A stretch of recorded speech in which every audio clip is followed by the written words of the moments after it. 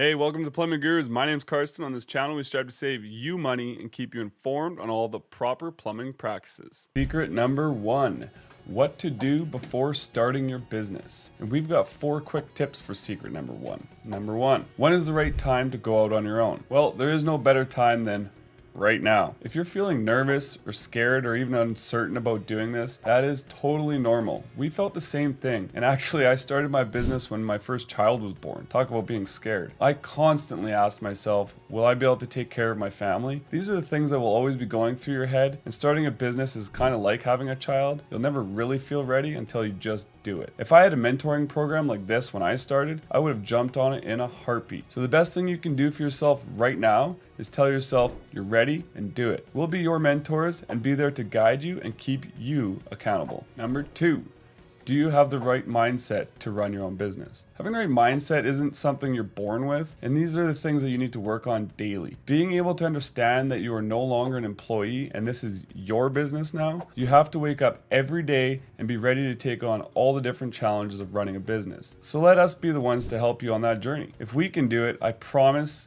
you can do it too. Mindset is something you can work on and can be taught. You just have to be willing to learn. All right, number 3, how much money do I need to start my own business? Well, you don't really need a ton of money to start a plumbing business. You will want to make sure that you have a vehicle that you can work out of. Also, you'll want a couple of thousand for some startup fees, but having a good cushion to fall back on will definitely help. So knowing you have all the right tools, a vehicle, and work lined up, you should be good to get started. All right, thanks so much for watching all the way to the end. We really appreciate it. If you're enjoying this type of content, let us know what other kind of content we can make for you for the business side of things, or if you have any questions about plumbing and the industry itself, please let us know. We're here to help.